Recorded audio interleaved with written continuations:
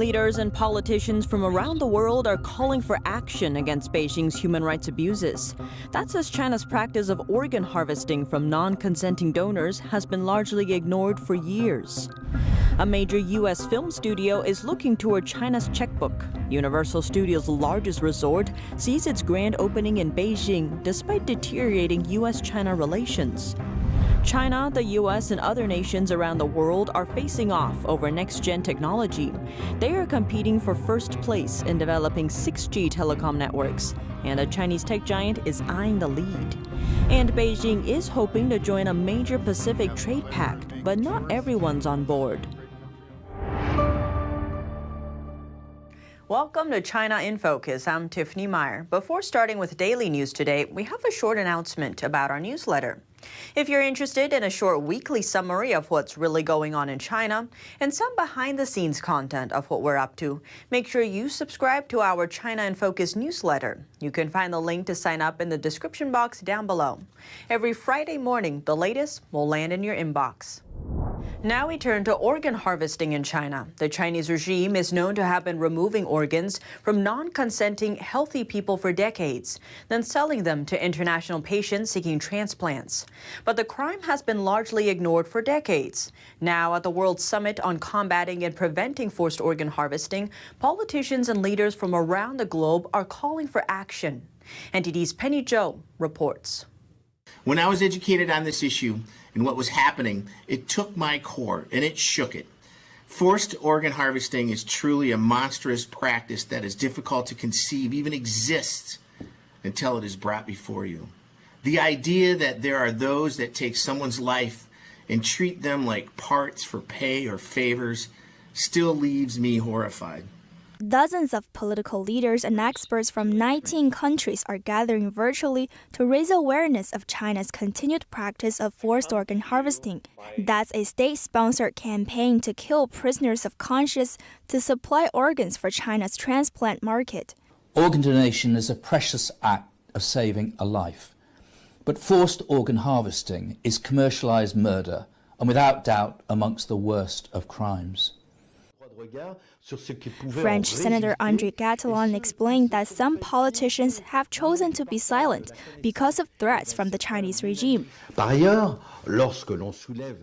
When one questions the forced removal of organs in China, one quickly runs the risk of being labeled heavily anti-communist or anti-Chinese. And sometimes even risk the threat of commercial or political retaliation from Beijing. Hence the appalling diplomacy of silence, which is far from confined to France. China is one of the top destinations for transplant tourism, meaning people from all over the world go to China to get a transplant. That's because Chinese hospitals offer very short wait times. Beijing claims that their organs come from voluntary donors. But a London-based People's Tribunal in 2019 called the regime out for lying. It concluded that the practice of forced organ harvesting was happening on a significant scale in China, with Falun Gong practitioners being the main source of organs. The spiritual practice has been persecuted by the Chinese regime since 1999. Song Kim, a judge from the Seoul Administrative Court in South Korea, argues that global organizations like the United Nations may not be of much help in this case. That's because the Chinese regime itself is a member of the UN Human Rights Council. It might take another 20 years for UN to take effective actions against the crime. She suggested that instead, individual countries use autonomous sanctions under what's called the Global Magnitsky Act. The U.S. has used it to punish Chinese officials responsible for abuses in Xinjiang. That's by freezing their assets and banning perpetrators from entering the United States. Kim says the same approach can be used to target facilitators of forced organ harvesting. Penny Zhou, NTD News. Universal Studios' new resort in Beijing officially opened on Monday amid light rain and tight security. Excited tourists showed up early and ventured into the park. The grand opening comes amid deteriorating U.S. China relations in recent years. The theme park will be the U.S. production company's largest and fifth globally. It's also the first in Beijing. I'm very happy, very excited, hoping that we will have a good time and not queue up too long. The park receives strong support from Beijing since the start of its construction in 2016. Beijing authorities also extended one of the city's main subway lines to reach the site. As the city's first internationally branded theme park, it's expected to become a strong rival to the Disney Resort in Shanghai. Because of the pandemic, all visitors are required to wear a mask and present their health QR code upon entering every shop. The codes function as contact tracers inside China. They display the user's virus test information, as well as whether they've come into contact with suspected cases. According to Reuters, visitor numbers were capped at around 10,000 on Monday, but will increase in the future. Wikipedia is banning 7 editors from mainland China, and it revoked access power for 12 others, a first for the organization. Wikipedia released a statement last week saying they are worried about Chinese infiltration of Wikimedia systems. Wikipedia is a volunteer-edited online encyclopedia overseen by the nonprofit foundation Wikimedia. For over a year, the foundation has investigated a group of users from mainland China. They found out that these users exploited their access to some editors' personal information, and some users have been physically harmed as a result.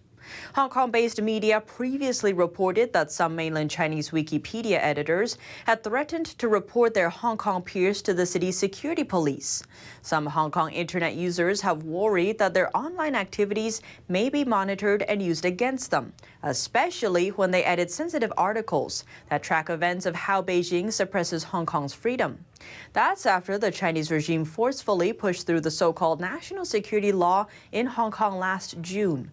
The law punishes any action the CCP deems threatening to its regime, including voicing criticism against it. In a letter to its volunteer editors community, Wikimedia Foundation's Vice President Maggie Dennis revealed that the mainland Chinese group has also been trying to control the narrative by editing articles to favor certain viewpoints.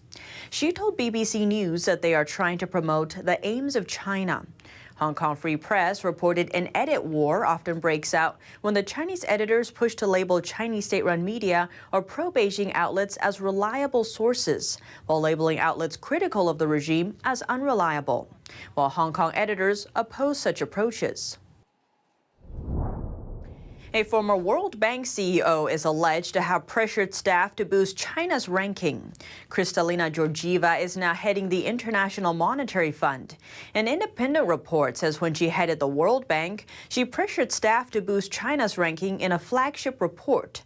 This was at the same time the Washington-based lender saw China's support for a big capital increase. The report was prepared at the request of the bank's ethics committee. It uncovered that the Doing Business 2018 report should have ranked China 85th, but instead ranked it 78th. The report's ranking is based on world business conditions. Georgieva says she disagrees fundamentally with the findings and interpretations of the report. As a result, the World Bank said Thursday it would pull the Doing Business report. The Chinese regime said on Friday it attaches great importance to improving the business environment.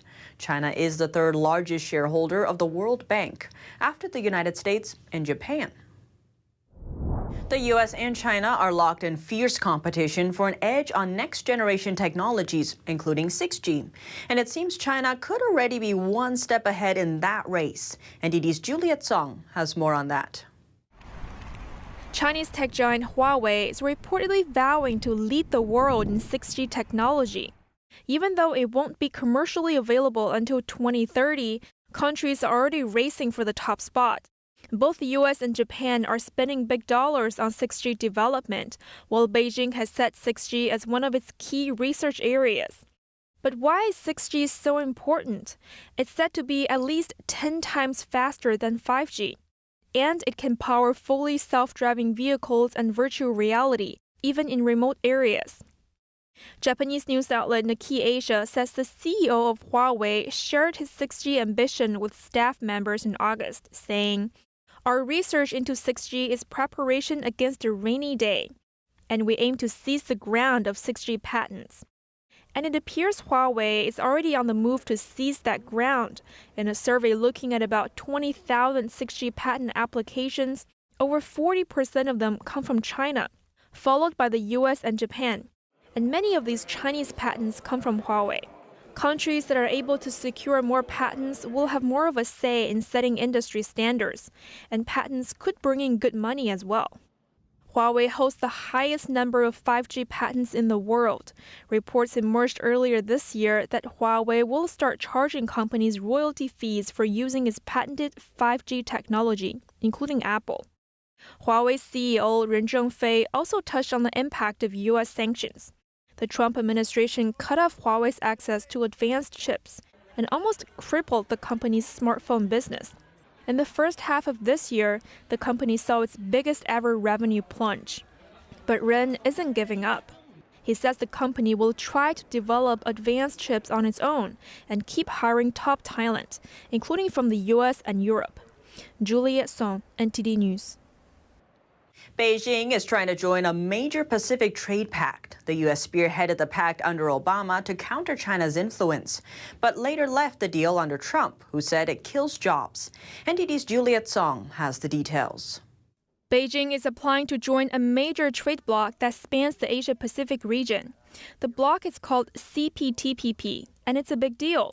Member countries of this bloc create over 10% of the world's income. And what are the perks? Better access to other countries' markets. The trade pact cuts or reduces 95% of import tariffs between member states except in sensitive domestic industries, like Japan's rice farming. And who are the members? 11 countries in the Asia-Pacific region, including Australia, Japan, Canada, and New Zealand. But the U.S. is not part of the club. Actually, former President Obama negotiated the deal to counter China's growing influence in the region. But later Trump put the U.S. out, and Biden also won't rejoin. He said earlier, parts of the deal would need to be renegotiated if the U.S. rejoins.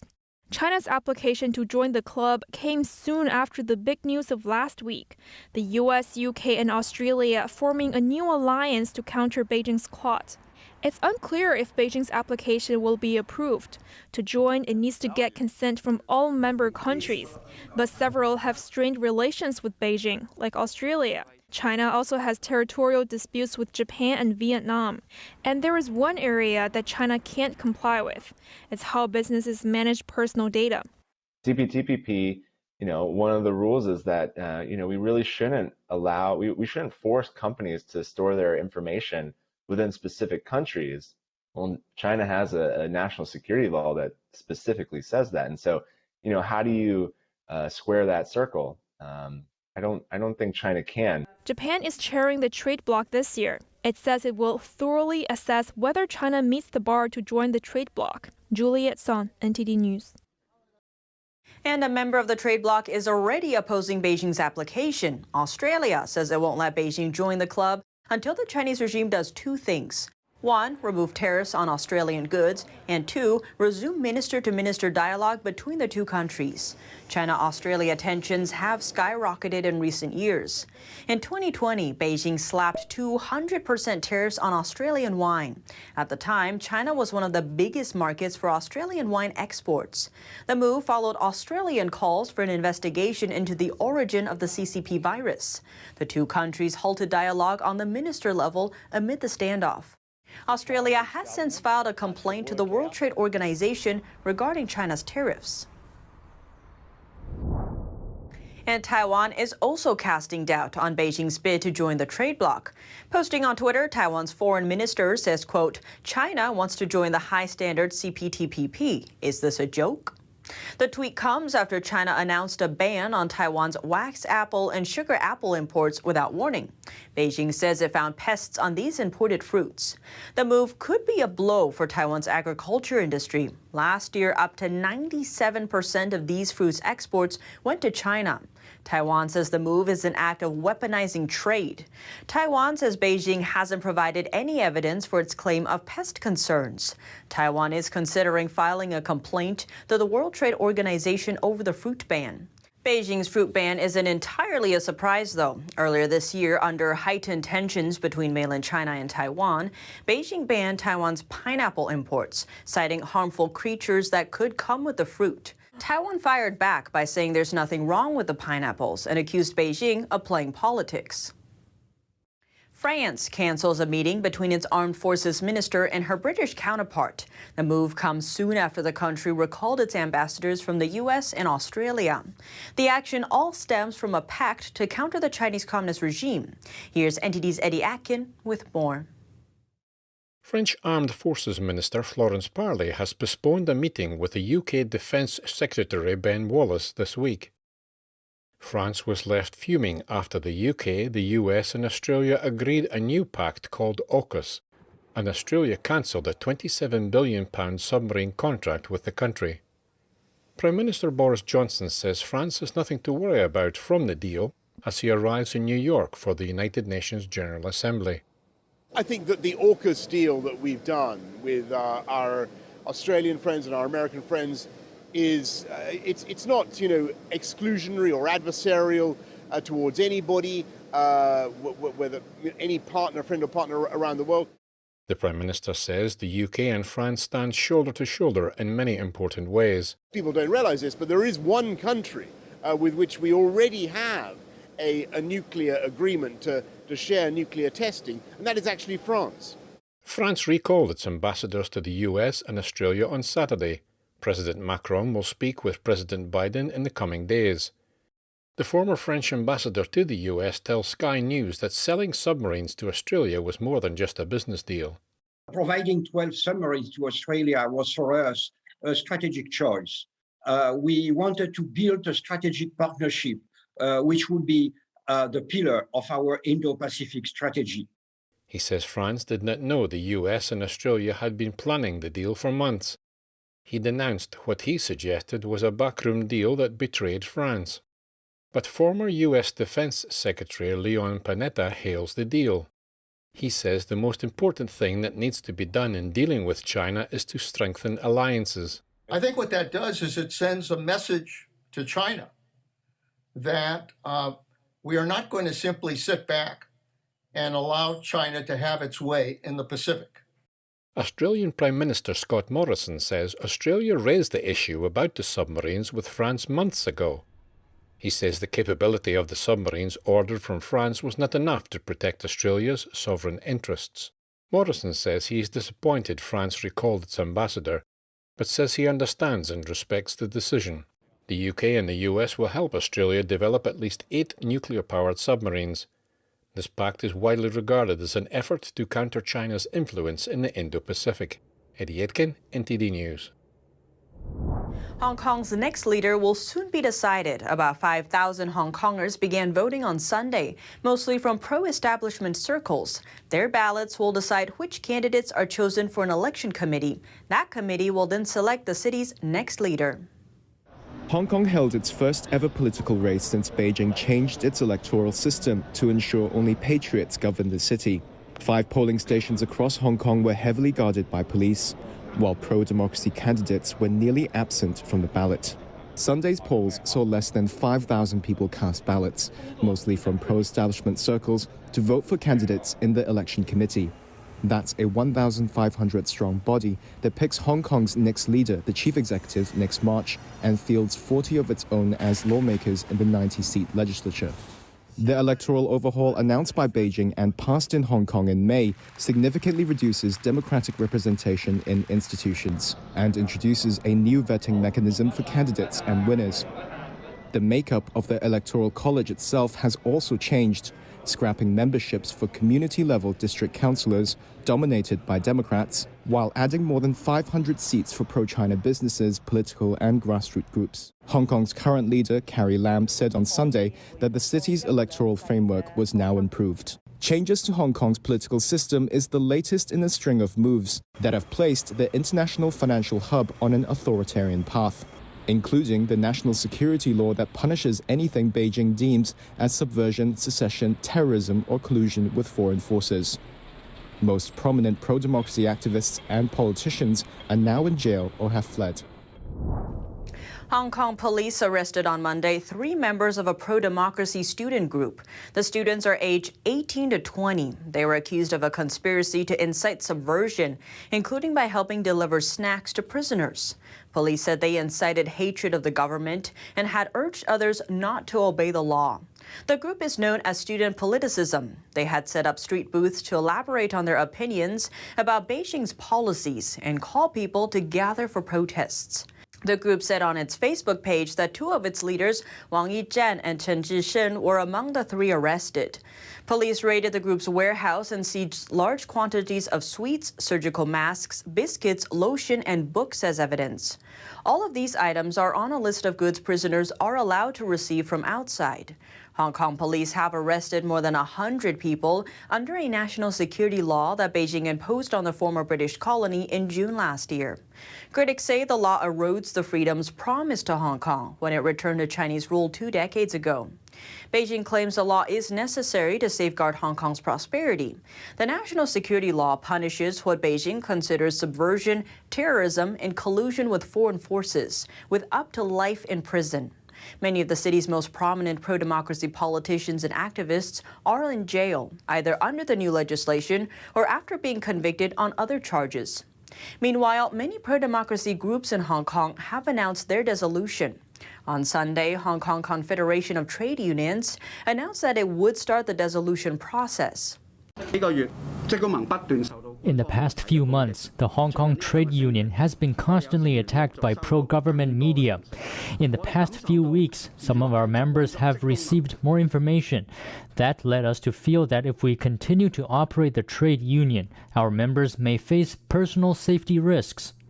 Hong Kong non-government organization Warfare was recently forced to announce its dissolution after months of operating. The NGO has been focusing on the imprisoned pro-democracy activists' plight. In the past, we have taken every step carefully. Every step we go, we remind ourselves that we are doing humanitarian support, but today we cannot go on. 61 human rights organizations consigned an appeal on Thursday, urging Hong Kong to drop charges against pro-democracy activists and organizers of a vigil commemorating the victims of the 1989 Tiananmen Square massacre in China. The appeal also urges targeted sanctions, including travel bans and asset freezes, on Hong Kong Chief Executive Carrie Lam and other top officials. The co-founder and president of Chinese ride-hailing giant DiDi reportedly plans to step down. That's according to Reuters sources. The Chinese regime has been heavily scrutinizing the firm since its New York listing earlier this year. Sources say Jean Liu told some associates that she expects the government to eventually take control of DiDi and the management staff. One source said she told executives close to her she plans to leave, and she encouraged them to start looking for new jobs too. DiDi says Reuters' rumors about management changes are untrue. Officials have launched a broad crackdown on private companies, including those in the tech sector, to control big data and break down monopolistic practices. U.S. Customs seized a shipment of fake sports memorabilia that would have been worth a small fortune on the collector's market. The haul included fake championship rings from the New York Yankees, Chicago Bulls, and Philadelphia Eagles. A total of 86 fake rings were found. That would be worth nearly $2.4 million if they were real. Customs and Border Patrol authorities are warning sports fans against scams and to avoid paying huge prices for counterfeit memorabilia. The shipment came from China and was bound for Florissant, Missouri, a northern suburb of St. Louis. 22 of the fake rings were for some of the Cardinals' World Series titles. And that's all for today's China in Focus. Thanks for watching and see you tomorrow.